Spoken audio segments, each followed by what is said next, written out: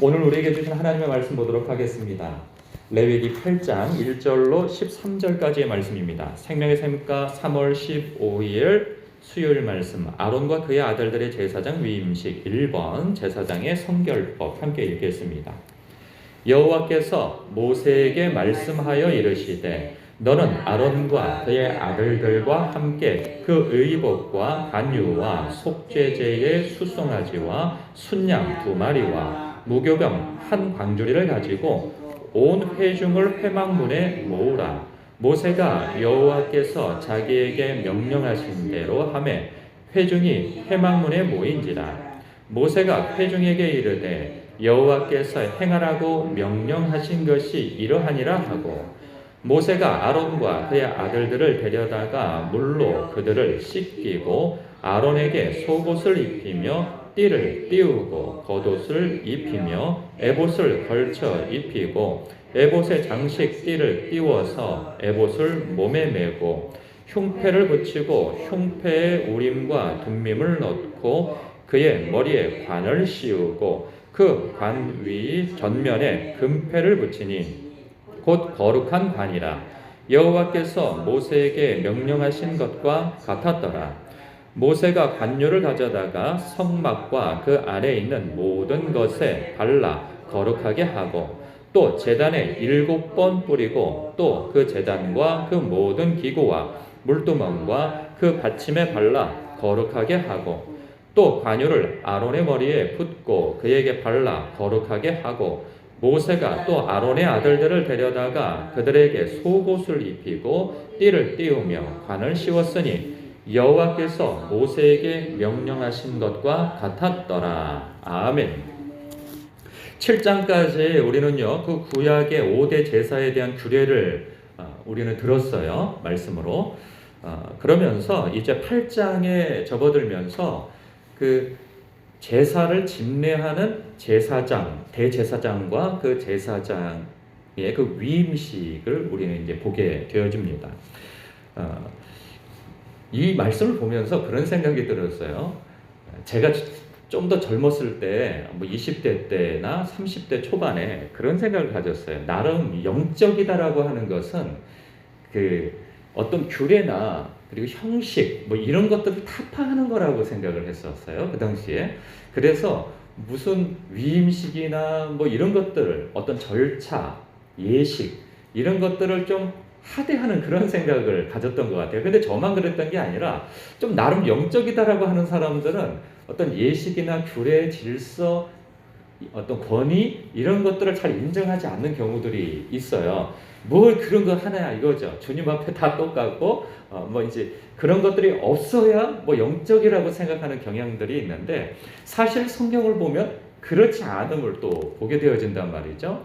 오늘도 보면 제사장 그냥 세우면 되잖아요. 하라고 해서 하면 되잖아요. 그런데 그렇게 하지는 않으세요.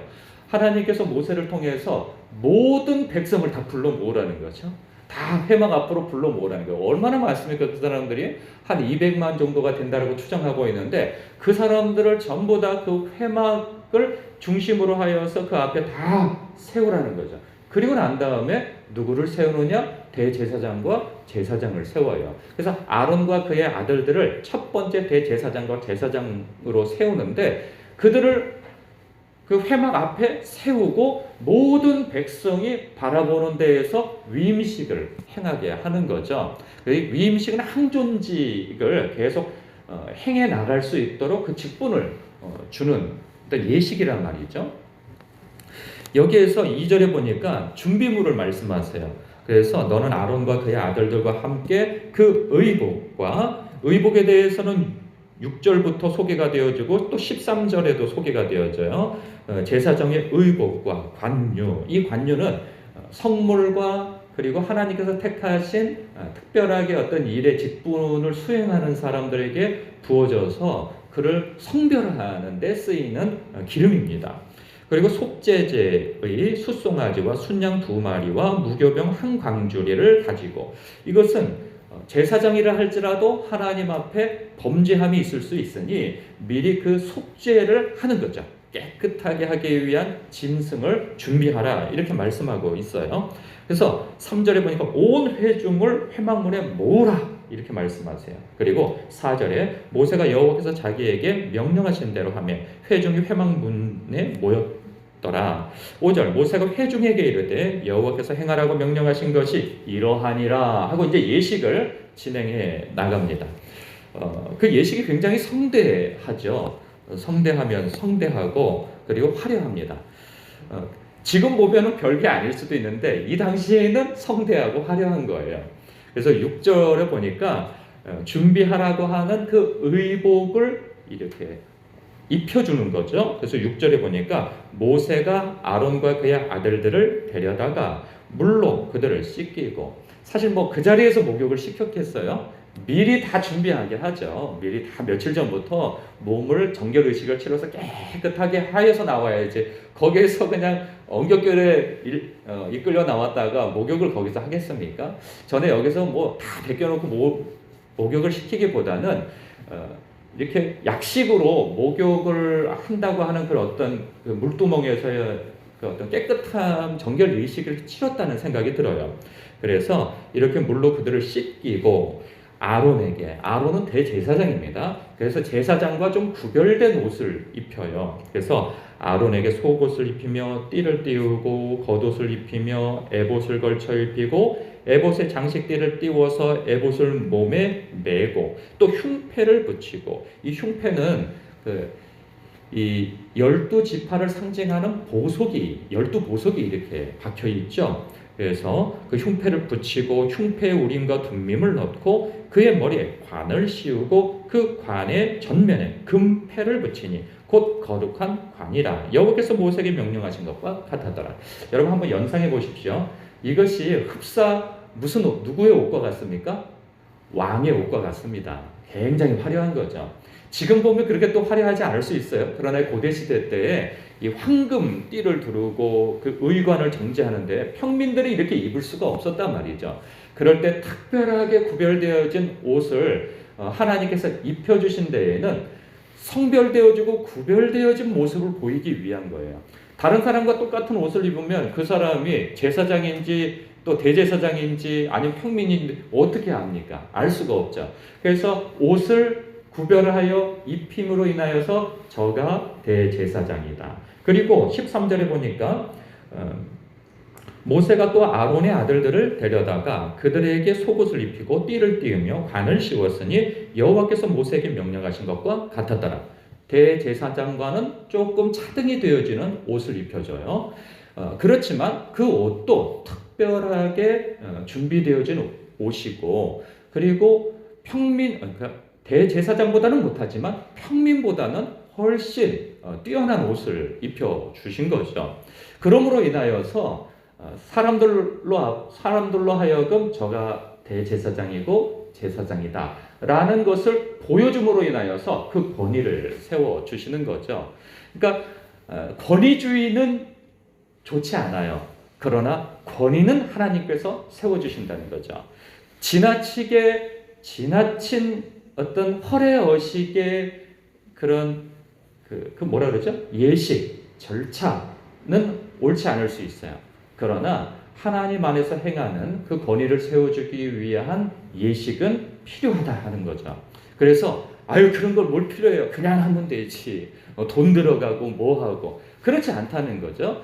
하나님 앞에, 그러니까 사람들 앞에서 하나님께서 그를 특별히 성별하여 세웠음을 알리는 거 중요하다는 거죠.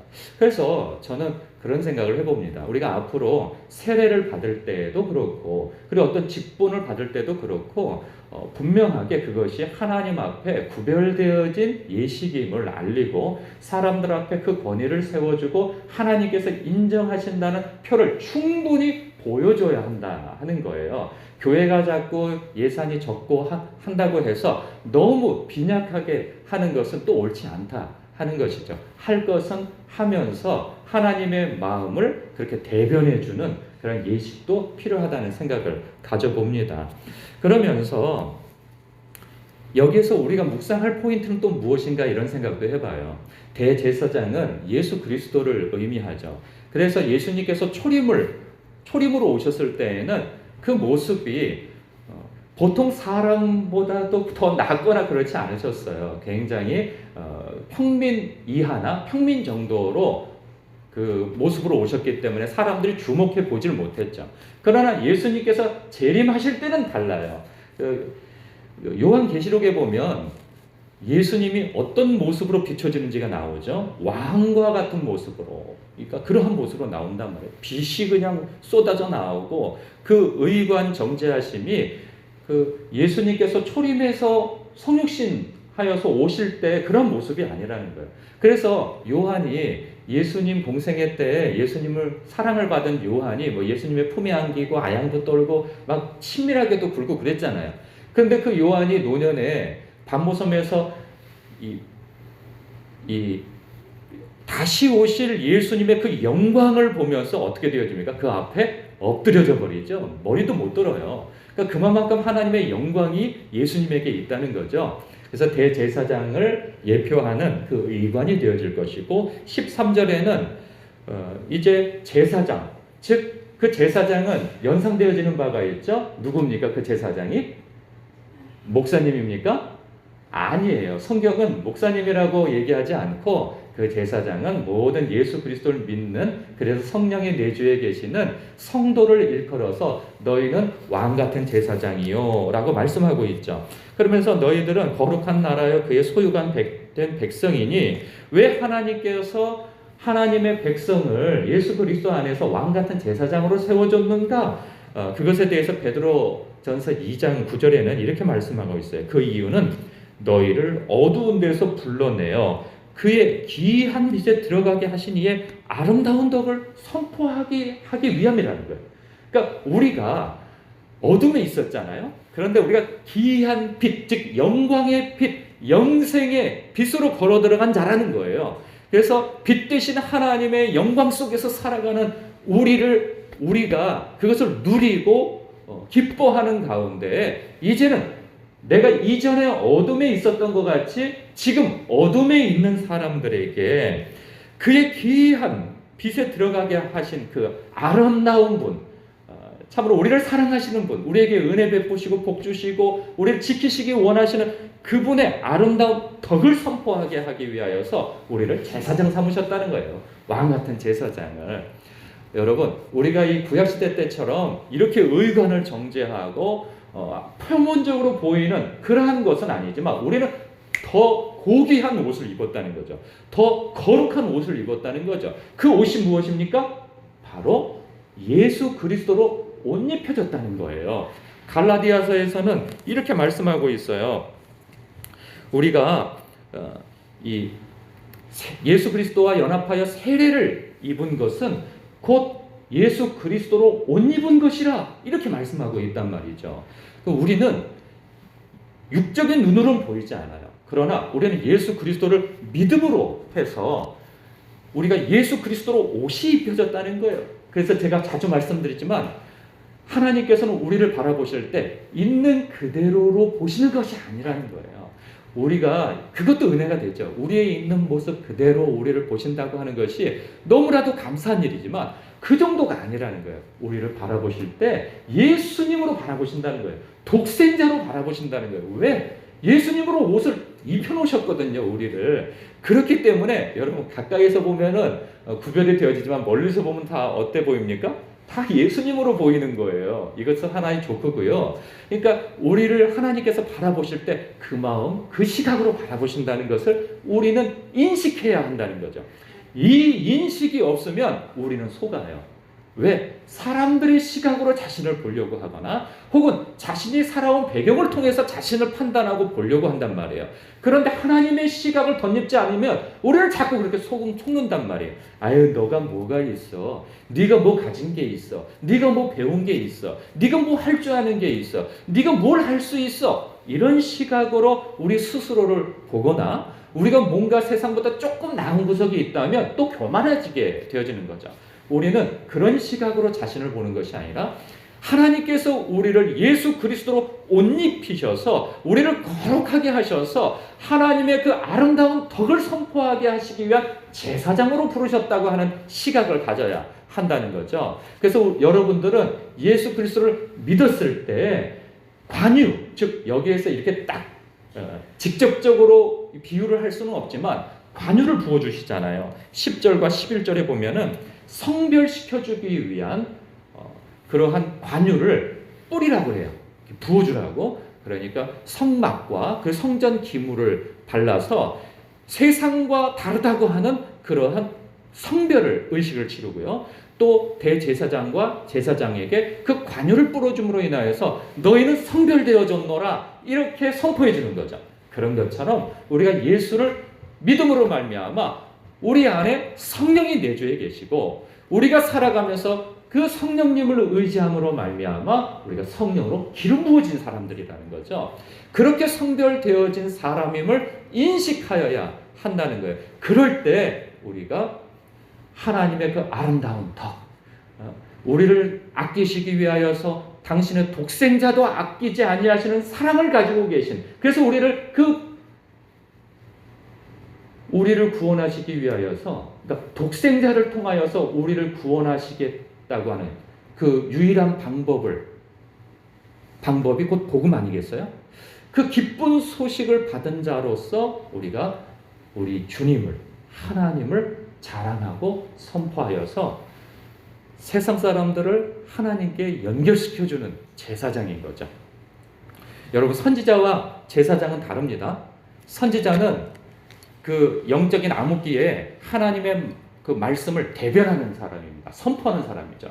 그러나 제사장은 달라요. 제사장은 항상 존재하면서 백성을 하나님께로 인도하고 연결시키는, 거룩하게 연결시켜주는 사람이란 말이죠. 우리가 바로 그런 사람으로 부름받았음을 알고 먼저는 자기 자신을 하나님 앞에 늘 성별되어진 자처럼 깨끗하고 거룩하게 자신을, 경건하게 자신을 보존해야 할 것이며, 나아가서 믿지 않는 사람들은 내 주변에 있는 연약한 사람들을 이끌어 하나님께 연결시켜주는 그러한 사람이 되어져야 한다는 것이죠. 그러기 위해서 우리는 늘 이 새벽에도 성령으로 충만하기를 구하고, 그래서 오늘도 또다시 성령으로 기름 부어짐을 받아서 이 영적인 싸움을 싸워 나가야 합니다. 이 영적인 싸움은 섬김의 싸움, 사랑의 싸움, 그리고 인내의 싸움, 그리고 나눔과 그리고 베품, 배려, 착한 행실, 덕스러움, 이 모든 것이 우리의 싸움 무기가 되어지는 것이죠. 성령 충만함을 잊지 않고서는 이러한 싸움을 싸울 수가 없습니다. 여러분, 이 새벽에도 하나님을 의지함으로 말미암아 그러한 영적인 승리를 이루어 나가시는 여러분 되시길 주님의 이름으로 축복합니다. 기도하겠습니다.